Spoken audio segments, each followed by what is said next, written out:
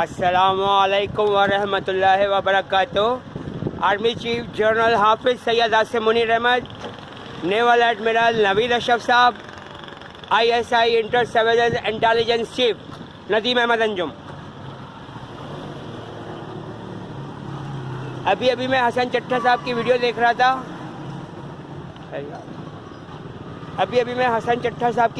رہا تھا اس ویڈیو سے بہت کچھ معلوم ہوا ہے۔ ہماری یہودی کمیونٹی کے سنجے دت کی مووی تھی واسو کا پارٹ 2 ہتھیار۔ اس فلم میں سنجے دت کہتا ہے اپنے ایک بندے کو، جب اس کا وہ بندہ بول رہا ہوتا ہے کہ سالی طوائف ہے، تو سنجے دت اس کو بولتا ہے اس کو طوائف نہ بول، تو وہ بولتا ہے کہ بھائی طوائف کو طوائف نہ بولوں تو اور کیا بولوں؟ تو سنجے دت اس کو گولیاں مار کے کہتا ہے کہ طوائف مت بول، میری ماں بھی ایک طوائف تھی۔ تو علی امین گنڈا پور جو خیبر پختونخوا کا وزیر اعلیٰ ہے، ہماری یہودی کمیونٹی کا ہے، اس کی ماں یہودن تھی، اور چونکہ ہماری یہودی کمیونٹی کے لوگوں میں ان کی ماؤں نے، جیسے عمران خان جو ہماری یہودی کمیونٹی کی شوکت خانم کا بیٹا ہے، اس کے دل میں اس کی ماں شوکت خانم نے آخری نبی الزمان محمد مصطفیٰ صلی اللہ علیہ وسلم کے خلاف اتنی نفرت دلوا دی ہے کہ وہ نفرت اس کے دل سے نکلنے کا نام نہیں لے رہی۔ ایک طرف یہ یہودی کہتے ہیں کہ ہمیں معافی دے دی جائے، ہم پاکستان میں امن و امان سے رہیں گے، دوسری طرف یہ مسلمان عورتوں کو، میری مسلمان ماں بہنوں کو، میری عیسائی ماں بہنوں کو، میری ہندو ماں بہنوں کو، میری پارسی، میری سکھ اور میری بدھ مت اور جین مت اور دلت اور شودر ماں بہنوں کو اغوا کر کے ان کی پورن موویاں بنا رہے ہیں،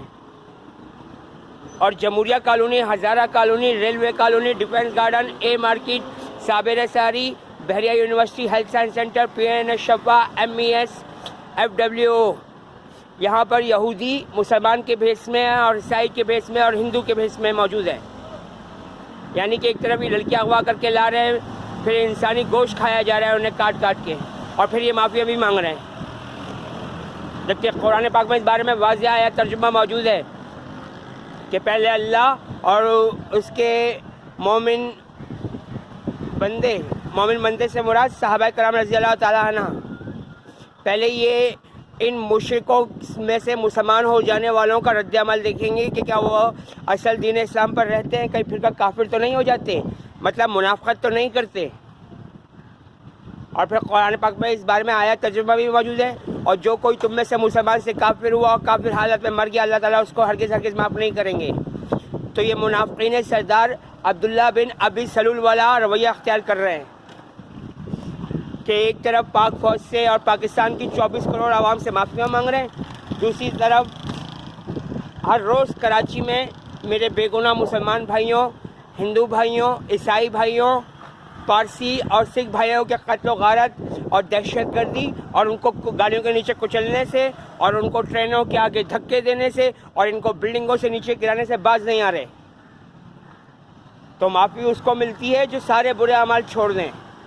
یہ برے اعمال چھوڑنے کو تیار نہیں ہو رہے۔ اگر یہ برے اعمال چھوڑ دیتے ہیں تو ٹھیک ہے، سب سے پہلے یہ جا کے شراب خانے بند کروائیں،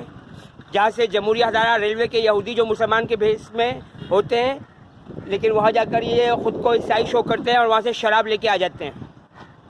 تو سب سے پہلے یہ پاکستان میں سارے شراب خانے بند کروائے جائیں۔ جب اللہ تعالیٰ نے قرآن پاک میں ارشاد فرما دیا ہے کہ تم یہودیوں کو اور شیطان کے پجاریوں کو اور ملحدوں کو اور مشرکوں کو اور کافروں کو پوری دنیا میں ذلیل و رسوا کروں گا، تو جب تک یہ برے عادات سے باز نہ آ جائیں، خاص طور پہ یہودی کمیونٹی کے لوگ جن کے بارے میں قرآن پاک میں واضح آیت ترجمہ موجود ہے کہ پیارے نبی محمد مصطفیٰ صلی اللہ علیہ وسلم آپ کے ان کے پاس آنے سے پہلے یا آپ محمد مصطفیٰ صلی اللہ علیہ وسلم کے نام پر اللہ تعالیٰ سے رحمت، بخشش، کشائش، مہربانی اور احسان طلب کیا کرتے تھے، اور جب آپ ان کے پاس آ گئے تو آپ سے منکر ہو گئے، تو ایسے منکر یہودیوں پر اللہ تعالیٰ کی لعنت ہو۔ یہ تو ہو گیا قرآن پاک کا جواب۔ اور قرآن پاک کی ایک اور آیت ہے اور اس کا ترجمہ ہے کہ پیارے نبی محمد مصطفیٰ صلی اللہ علیہ وسلم، آپ دیکھتے ہیں کہ جب آپ قرآن پاک کی تلاوت کرتے ہیں تو ان ان نصارہ یعنی ان عیسائیوں کی آنکھوں سے آنسو بہنا جاری ہو جاتے ہیں، اس لیے کہ انہوں نے حق بات کو پہچان لیا، اور اس لیے بھی کہ ان عیسائیوں میں مبلغ بھی ہیں، درویش بھی ہیں، عالم بھی ہیں، اور اس لیے بھی کہ یہ عیسائی یعنی نصارہ غرور نہیں کیا کرتے۔ بے شک غرور میرے اللہ تعالیٰ کی چادر ہے، اور جو کوئی میرے اللہ تعالیٰ کی چادر کو اوڑھنے کی کوشش کرے گا، اللہ تعالیٰ نے کہہ دیا ہے اسے انتہائی ذلیل و رسوا کروں گا اور اس کا دردناک انجام دوں گا۔ اور ایسا فرعون کے ساتھ ہو چکا ہے، اور نمرود اور شداد اور قارون کے ساتھ، کہ کسی کو اللہ تعالیٰ نے مچھر کے ذریعے ہلاک کر دیا، کسی کو زمین میں دھسا دیا یعنی قارون کو، اور کسی کو سمندر کے بیچ میں غرق کر دیا۔ اور پیارے موسیٰ علیہ السلام آپ اس وقت دیکھ رہے تھے کہ آپ کو تو ہم نے اس دریا سے نکال دیا اور فرعون اور اس کی قوم کو غرق کر دیا، اور آپ دیکھ رہے تھے۔